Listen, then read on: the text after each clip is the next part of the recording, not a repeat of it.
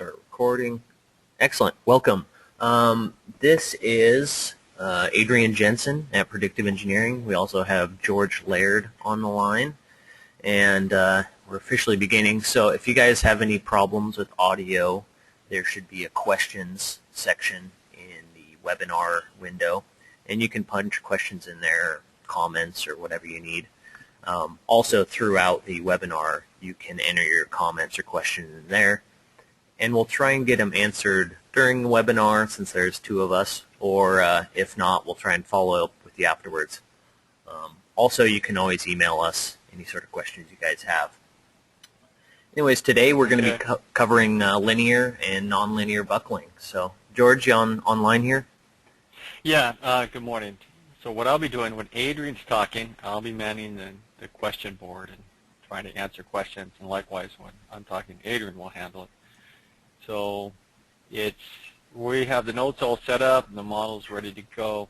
One of the things I want to mention, it's not that we're masters of this knowledge base on buckling.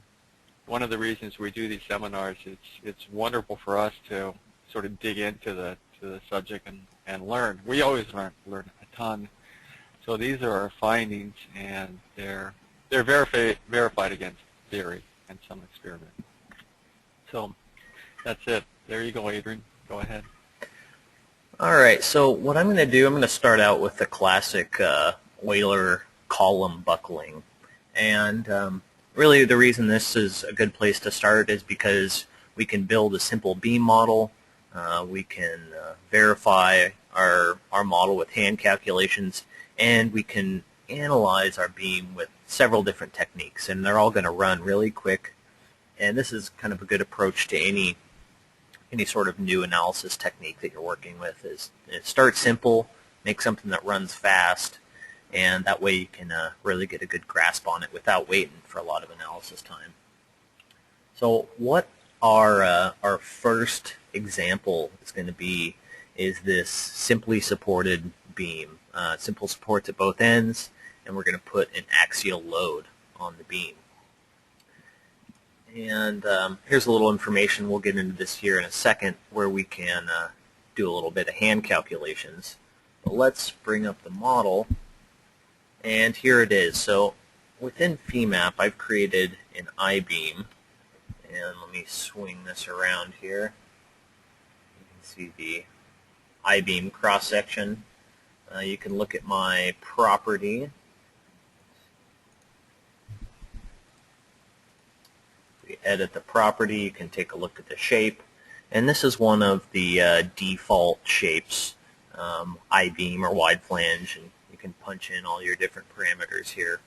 And the nice thing about this is FEMAP will actually calculate your moment of inertia for the beam. So later on you can use those in hand calculations, and for more complex beam shapes like an I-beam, you don't have to do it by hand. Moving on, if we take a look at the model, this is what I think kind of a general guideline for a slender column would be, where the length is greater than 10 times the largest width dimension. And so we definitely have a long slender here. We are pinned at the bottom. You can see the 1, 2, 3. An additional constraint is 5, which is just going to prevent any rotation about the y-axis. And then I have constraints up top too, 1 and 3. I just don't want this thing noodling out of alignment here. And finally, we have a load, 10,000 pounds applied axially in the negative y direction. And so we're going to start by running just a standard static analysis. And I'll check my boundary conditions. So I've got my constraints, my straight vertical load, and then we can analyze this. Now, this is pretty common if you're familiar with beam modeling. Here's our results. We can deform, and we've got a little contour of our displacement there. And you can see, since this beam is perfectly straight and our load is perfectly aligned, it just squishes down. No buckling, no side-to-side movement. But, you know, intuitively you would know that, well, this sort of load on this beam, we might start to see something. and we would have to go back and check with our hand calcs. Let's bring that up. This is the standard calculation for a buckling load in our beam. So we've got pi squared EI, where E is the modulus of the material, I is our moment of inertia, over KL squared. Now L is just the length of our beam, and K is a constant depending on what sort of constraints you're going to use. In our case, we are pinned on both ends of the beam. K is equal to 1. And you can look up these K values for other types of constraints if the beam is fixed at one end, fixed at both ends, a combination of pinned and fixed. So there's a fairly a wide range of boundary condition setups with which you can verify with these hand calculations. So I've run through my example, my I-beam, 300 inches tall, and I calculate a buckling load of 57.5 thousand pounds. And how we're going to do that within Nastran is I'm going to take my existing model here, existing load, constraints, everything, and rather than running the standard static analysis, we're going to go to the Analysis Manager, create a new analysis, and we're going to do buckling. And there's some different options in here. As you get more advanced and more comfortable with the buckling analysis, here we go. You've got some options. For this example, we're just going to stick with the default options. And if we look at our boundary conditions, here we are, same set of boundary conditions. So let's analyze this.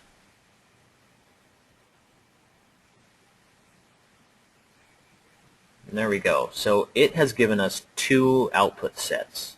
The first output set, if I double-click, activate that one, you can see the results are the same as my static analysis. So it performs a static analysis on your beam, and that's just going to match your linear elastic.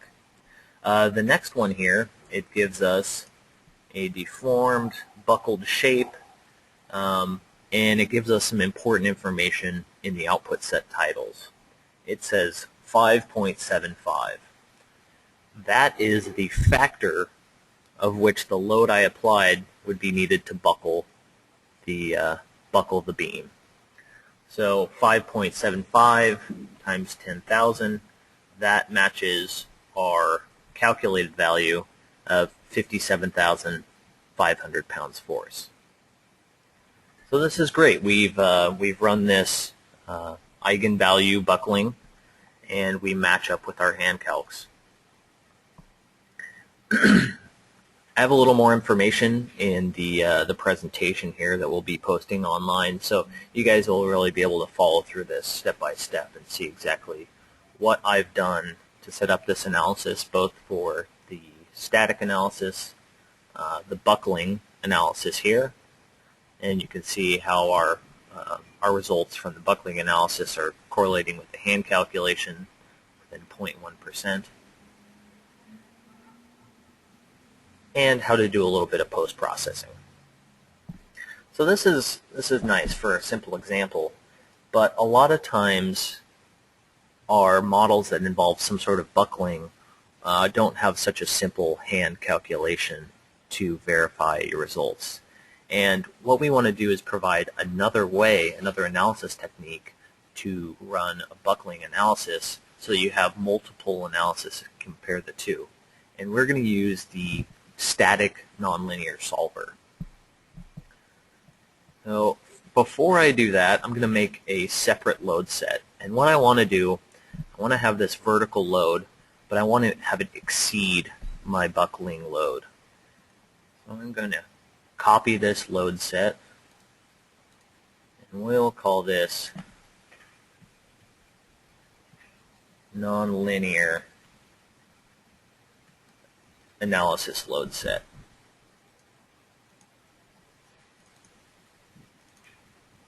And we're going to increase this. We want this to exceed the buckling value because during the analysis, as it slowly increases the load from 0 to peak load, we're going to have the buckling occur within that load range.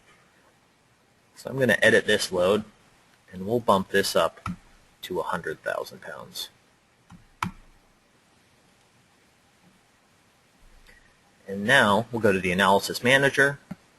We'll create a new analysis, and we want option number 10, nonlinear static. And we're going to need to go in here, find our nonlinear options, and make a few tweaks.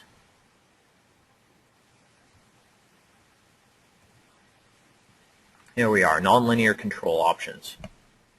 What I want to do here is I want to request 10 time steps, and for my output control I want all. So it's going to break this load up into 10 increments and give us an output set for each of those incremental loads. We'll just go one more page, check out our loads and constraints. Okay, get ready to analyze. Now remember, at this point we still have a perfectly straight beam, and our load is perfectly in line with our beam. So as we work through these load sets, you can see that we've got a time step, and you can multiply that by our total load to get the applied load for any of these given output sets. And you can see that we make it past 0.5, 0.57, and we make it to the full load.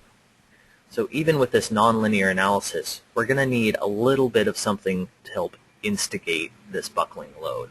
And what I'm going to do for this, I'm going to add a bit of a bending moment in my beam in my load set here. So I'm going to add nodal load just to the top here, that very top beam. And we're going to add a moment about the x direction. Now, it doesn't need to be large. We're going to do 100 inch-pounds. You can imagine for an I-beam of this size, that's a pretty small moment. And there we go. So now we're going to add a little bit of instigation to our buckling. Let's run this again. And let this churn through. Now you're going to see fatal errors. And generally, we're going to have to debug or search, but in this sort of case, it's letting us know that the analysis failed because of buckling. So as we search through our results here, you can see 0.1, 0.2, 0.3. It gets right up to 0.57, and that's where the analysis crashes. And if we look there, we can see our buckled shape. So it's a sort of scenario when you're running a nonlinear analysis and you see these crashes, you know that the model's gone unstable. And the sort of way we define this instability is a small increase in load results in a very large change of deformation, which is a pretty good definition for buckling. Another way I like to post-process this is take a look at the deflection of this node versus our time step or versus our load. So let's, I'm going to find out the ID number of this node. I'll need this to plot. And I'm using the selector here, set to node. And I've got my entity info pane open.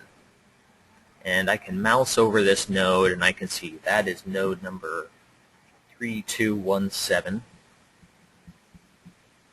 And now I'm going to switch my view. I'm going to go to View Select, which you can find up here. Also F5 is the shortcut there. And we're going to plot XY versus set value. And this will allow us to plot nodal data over multiple sets. So I'm going to start with the output set here. This is the first output set in which included the bending load, and we can look at total translation, and here's where we pick our node that we want to plot our data for, so 3217, and then we'll pick a range of data. So we're going to look from this initial time step of this last analysis through to the very end. All right, there we go. So you can see our total translation. We could also plot T2 or Y translation. It's really the only direction that top node is deflecting in. And it cruises along here, rather linear correlation between the load and the deformation until we get to this point right here. You see that 0.578. And our deformation just spikes with a small increase in load. You can look at this data, you can export this data to Excel and plot this in Excel if that's what you prefer. And you can really identify exactly where the model's gone unstable or where our column has buckled. So in the presentation here, we've got an example of how to apply our bending load, how to set up our nonlinear analysis, and how to do a bit of post-processing. I prefer to do my plotting in Excel, and you can see you get this nice graph, and you can really localize and find that exact point of instability. Now we've got another model here to do some buckling, a little more exciting than our column, and George is going to handle that part. But before we move on, George, is there anything else we should cover with our column buckling? No, it looks just fine. Let's keep going. Excellent. I have a few more examples from the NX Nastran handbook, and there's examples you can see here on this page. They give of the simple Euler beam, and more examples a little bit more complicated, like this dished head here. So as always, we like to plug the help section because it's a great resource. So at this point, I am going to pass the presentation over to George. And there we go. Okay, George, whenever you're ready, you can. I was just answering a question. Oh, so okay. I thought getting past, but that's okay.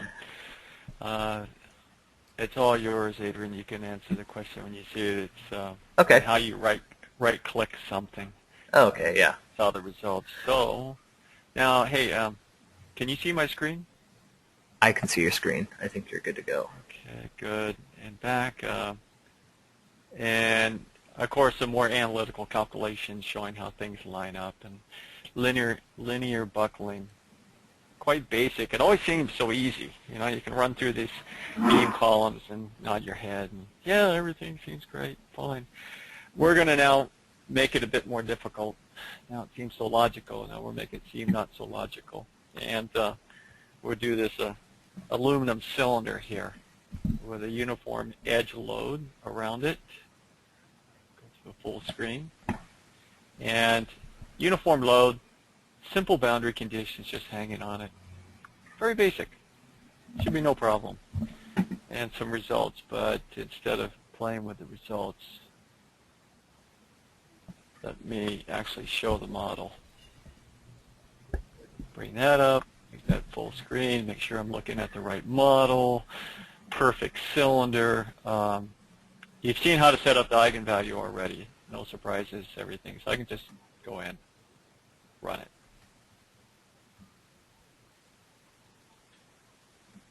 And it comes back. I don't want to get too fast because I want to talk about constraints. And on something like this, to get it to load perfectly and come down, we've gone ahead and constrained it in the RX and the RY directions on top, so it can't bend. And down at the bottom, it's just in the Z direction, and again, the RX and the RY, and very lightly constrained for stability in the other direction. So I'm going to turn those off. You do that for this very thin cylinder. There's more details in the presentation if you want to recreate it. Right-click, deformed. This very unusual looking shape. You go, okay, not so bad. Looks like a buckled shape. What we want to do after this, go right-click, make sure you pick the right thing, right-click, I'll go ahead and turn this off, is we want to run it as a nonlinear analysis. And we go into Manage, perfect cylinder, large displacement turned on. We're doing it geometrically nonlinear. The material is kept elastic, and it's geometrically nonlinear, so it's creating the stiffness matrix. The second order terms for the stiffness matrix are set up, and everything here is normal. I have it set up for 10 increments, so I'll walk through the load in 10 steps.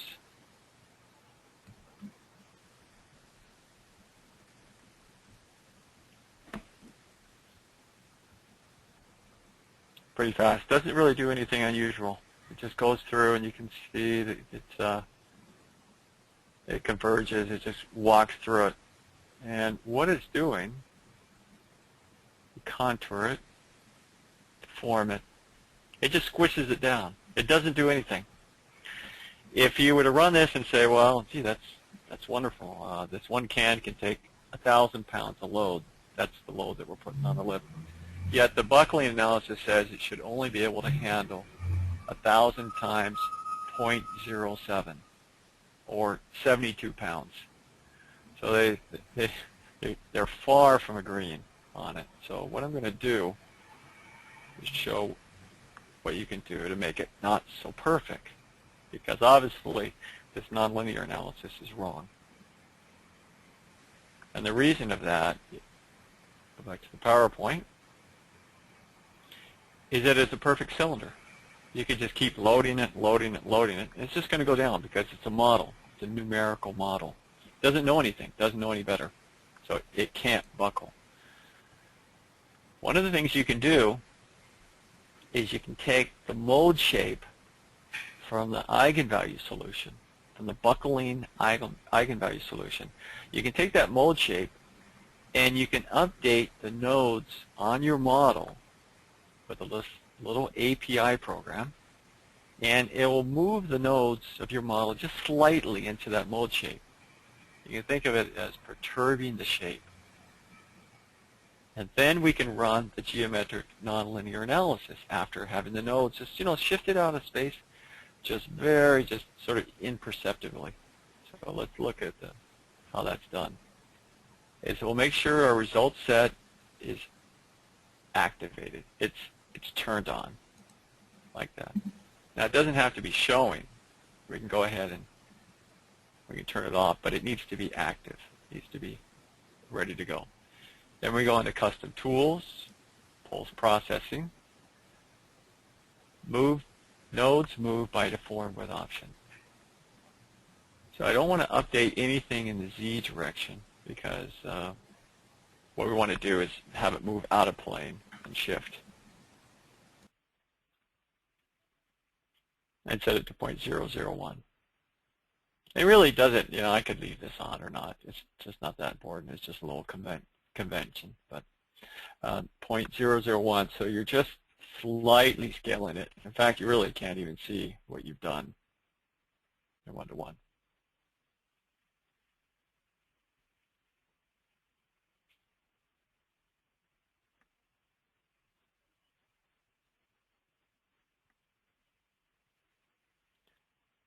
Turning on the nonlinear history, I'll double-click on the pane. When you double-click on it like that, you can see how the pane is released, and then you can go ahead and scale it.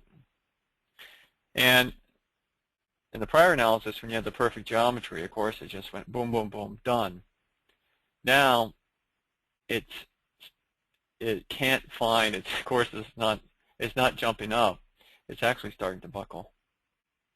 And so it's sort of fighting to find convergence.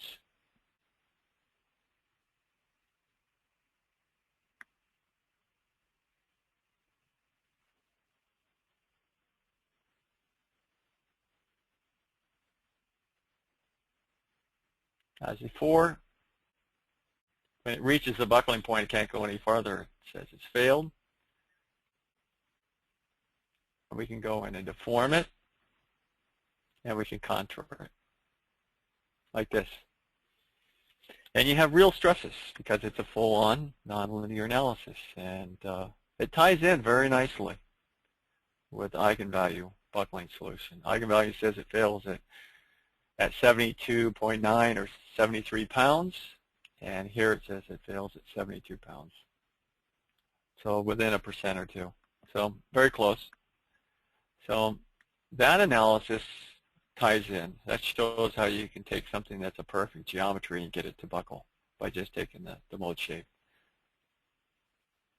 Now we're going to go to something a little different. We're still going to be using the beer can model, but we're going to shift boundary conditions. Beer can approximation. Now I got to remind myself, what did I do with the model? Can analysis. Well, this is always interesting. You know, when I don't try to over-rehearse these things. I like to have a little bit of a drama, so it's a little bit fresh in what I'm doing. And good, that's the refine. So I can work with this. I'm just going to work with this model here and show you how I set it up inside the PowerPoint. And then we can run in and we can go to the next model. Because what I want to show is that if we set it up toward an analytical solution, the constraints that we're using on this is not, there's not a handy analytical solution. It's more set up just so that we can get a perfect compression fit. So now what we want to do is set it up so that we have a pin connection at the bottom and a semi-pin connection at the top. So we're going to constrain. Go ahead. I was just thinking that our current set of boundary conditions with this last one was almost like a frictionless plane we were pushing on the can with. There was nothing to prevent the edge of the can from sliding in the XY plane. Yep. Okay. Exactly. Yeah, frictionless surface, and so that's why it would just go down easily. Now what we're going to do is pin the ends. And when we do that, it's going to sort of initiate the buckling behavior. So I'm going to go in,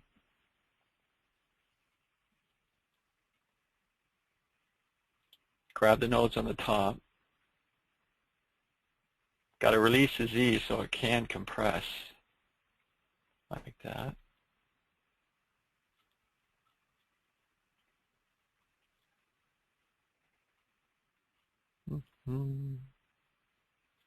Grab those nodes, pinned. I'm going to leave the constraint set up. So let's go back, run the eigenvalue, activate.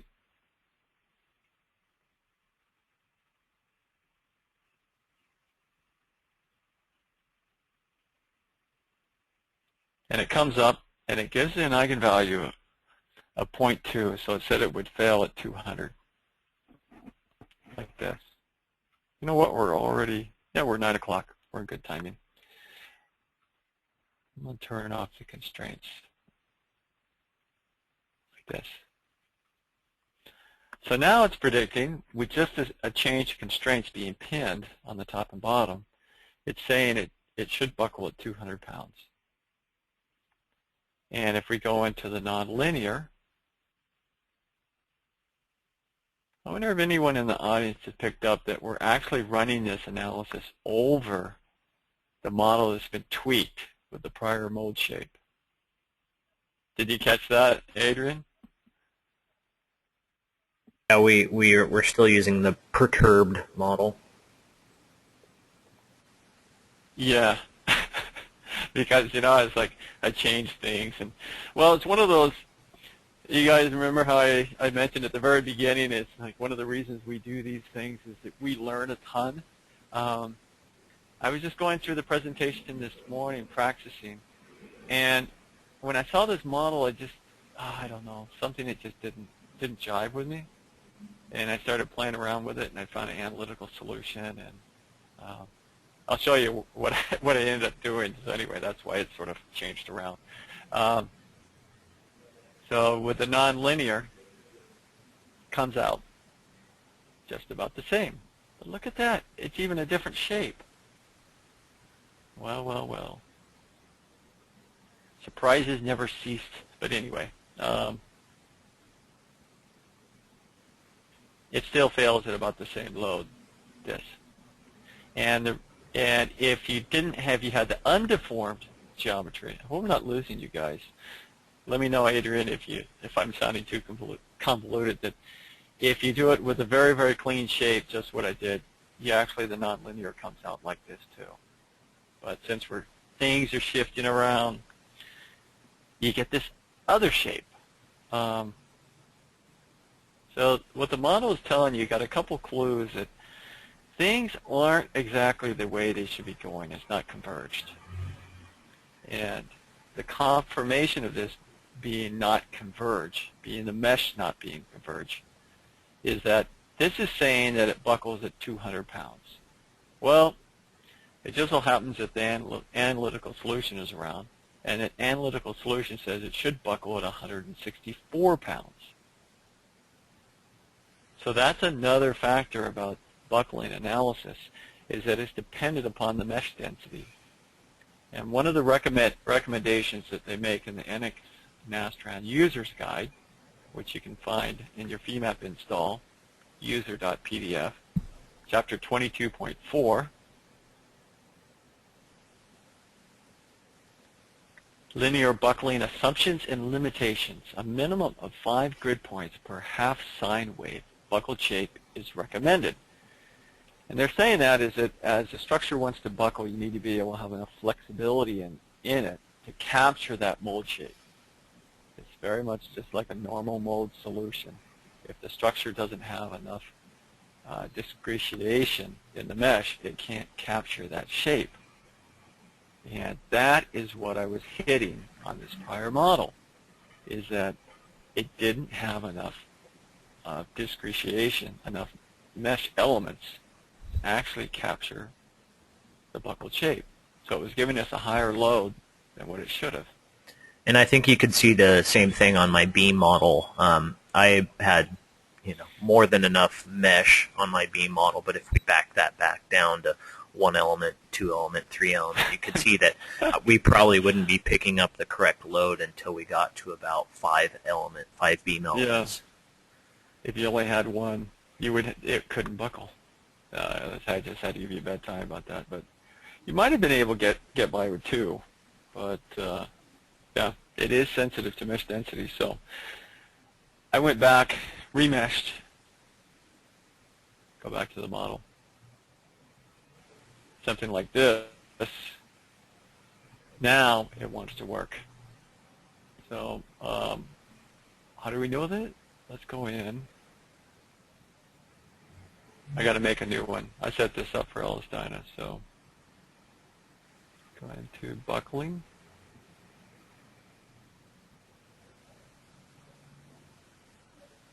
I don't know if I even need to set anything. I can just hit analyze. Oh, that should be active. There we go. Weird. I didn't catch what happened. Sort of like clicked, clicked, clicked. Do we need to limit the analysis just to the CAN group? Oh, I know why. Yeah. Good point. I have connections set up, connectors and stuff, so I got to disable that. So Nastran was saying, oh, what are you doing with a connector in the set? So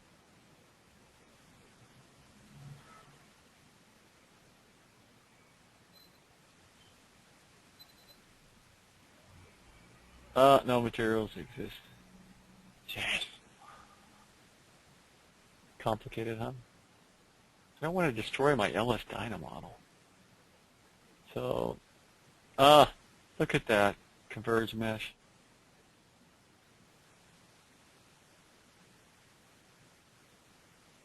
There we go. I wasn't totally crazy this morning. I did save it. So good.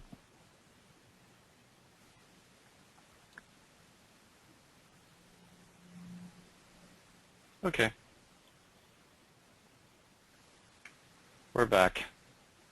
remeshed, reset up, no connectors, nice and simple. Want to make sure top and bottom lids, activate, analyze.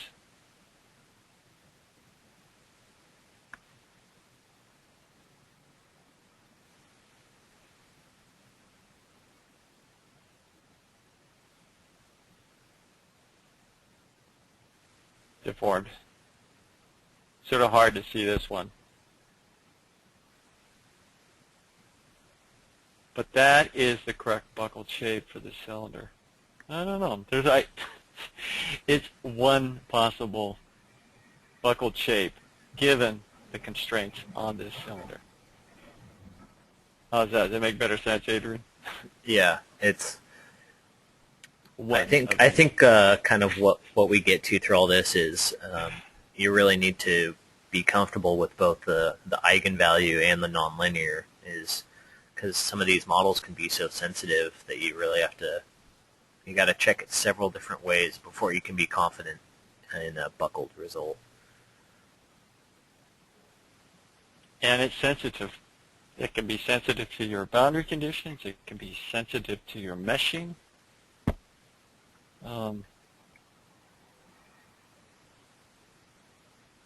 There's lots of different ways it can be screwed up.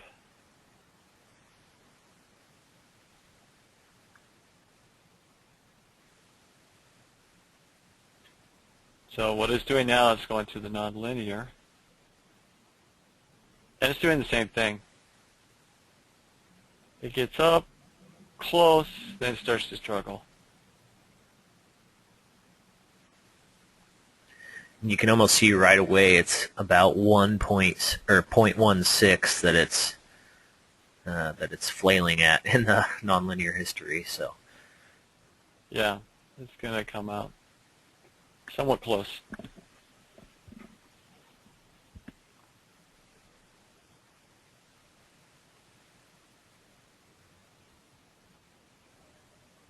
Okay, what do you do if you can't run the model as nonlinear for some reason? Sometimes that comes up. You can still take your critical load from your eigenvalue, your P critical that comes out, and you can use that as a static load to your model. You can apply that load to your model and see what comes out. That's one option to do with your P critical from a standard eigenvalue. You could say, okay, I will just put 164 pounds on our can and see what the stresses are, like that.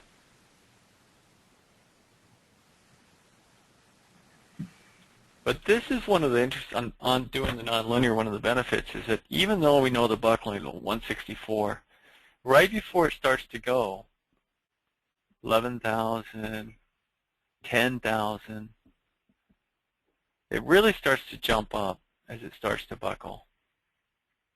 So here's 150,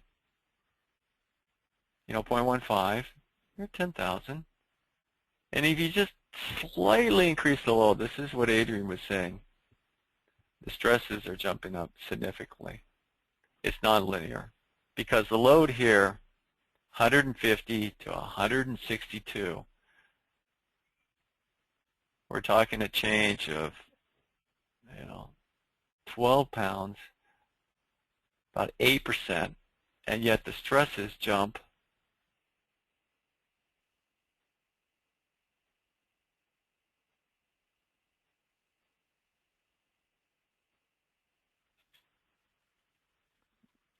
okay. Where else do we go? This is the last part. We're in the home stretch.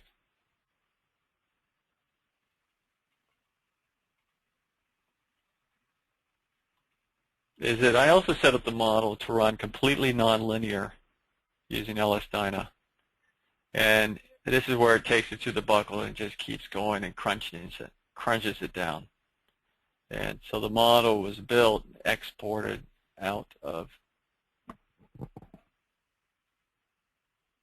FEMAP. And I'm on another computer that has the LS-DYNA license. Adrian, is it still coming across okay? Yeah, we can still see the screen.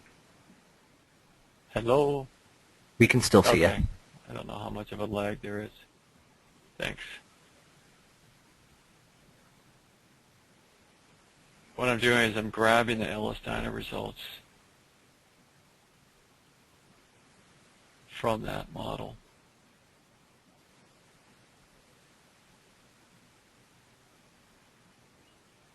So when it comes in, it's a bit, it's very much the default mode. So I made up a view with the settings that I wanted. LS-DYNA predicted like this.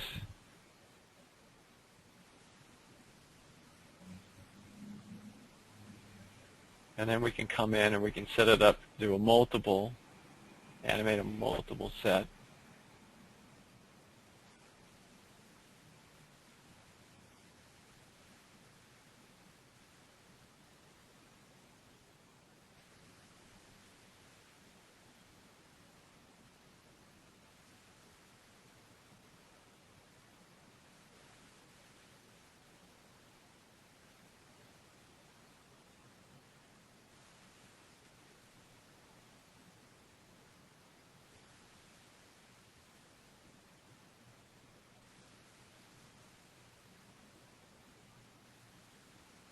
And it just takes it down. It crushes it.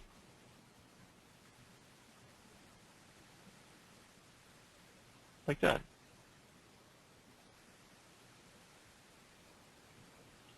And what I learned from this is that you get very much the same behavior. If I take the load step, here we are at 150 pounds.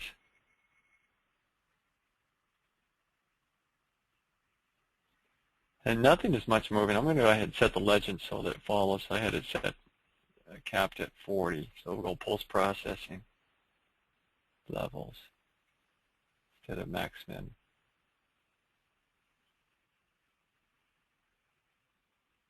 And you're at 10,000. I'm going to walk through from results.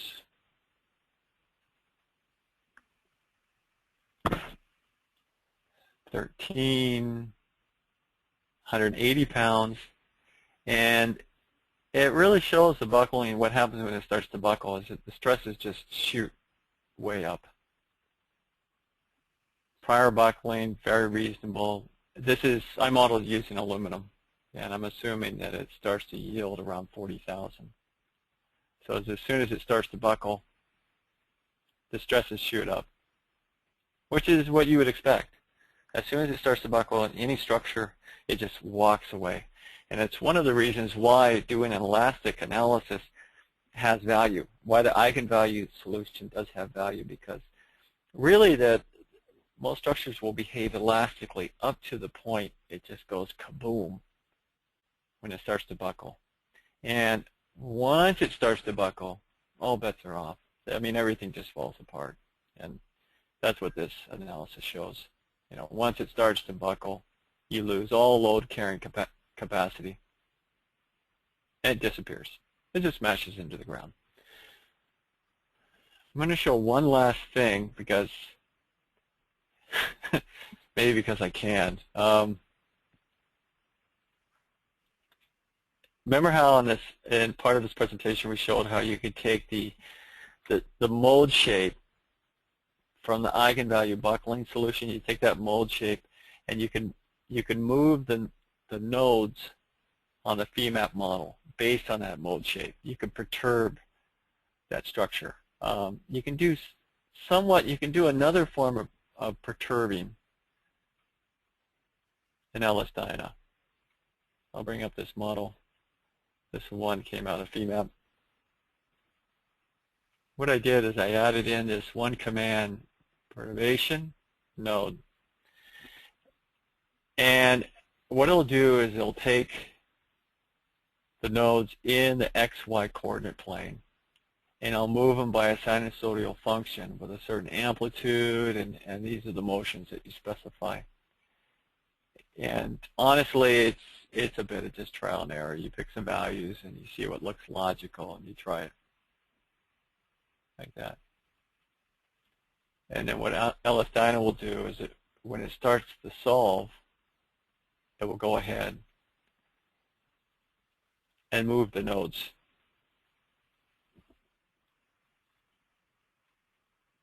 Like this. And it's a little dark. I'm going to change the color.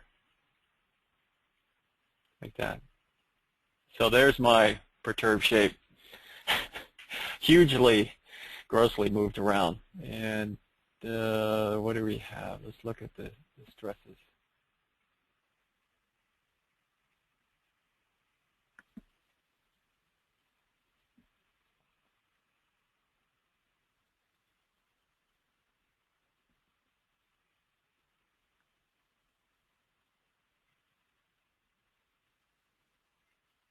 Okay, I just stopped it. It's a little bit slow. It's at 170 pounds right now, and it's already starting to buckle. 150, and you see the stresses have shot up.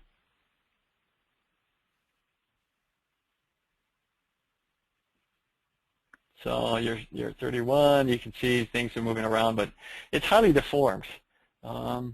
It says it can, even with a bunch of wrinkles, it's going to be okay, probably about 120, because this is below the yield of the material. The material yield's around 40, so this is saying it's 32,000.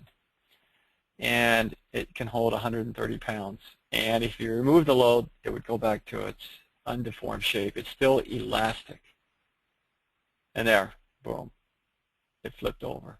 So it gives you an idea of the sensitivity of the structure, how much you can deform it, and it can still bear load. So that was the purpose of perturbing it so greatly.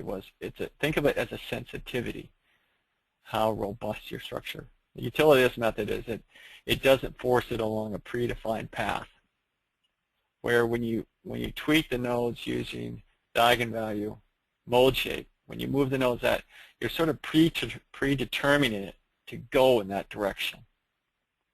Where in this sort of random, chaotic manner is that you're letting it really decide for itself how it wants to buckle. Okay? That's it. That's all I wanted to show. Minimize that.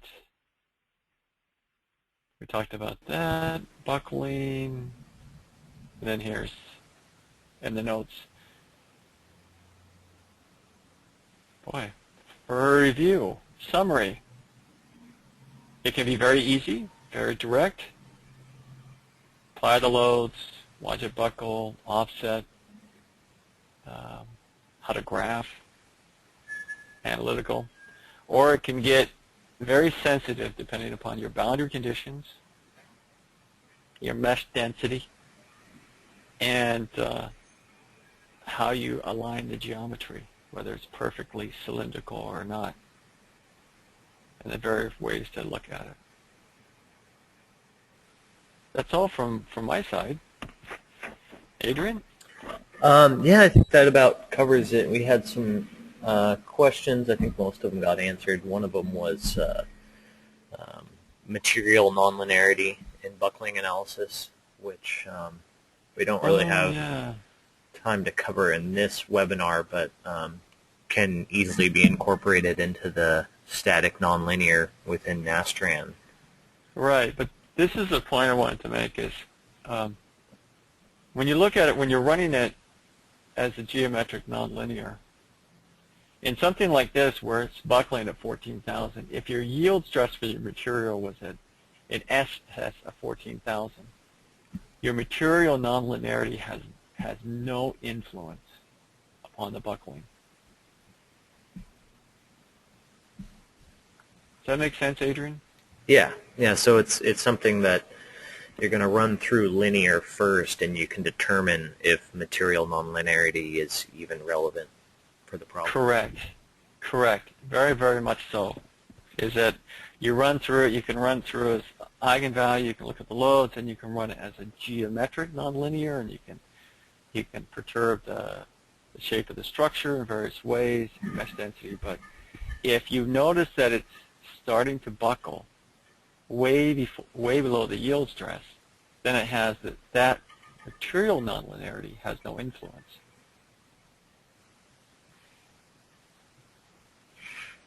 Okay, what? Anything else? We don't have any other lingering questions, so I think that about wraps it up. Easy. And I made another AVI. I wonder, is this the one with the soundtrack in it? No, I don't think so. Nope. Or else it's not coming through. I don't think it's coming through. I had to make one of these with a soundtrack on it, just for jokes. Huh. Nope. Anyway. Okay. Hey, we're right on time. Excellent. We're under an hour.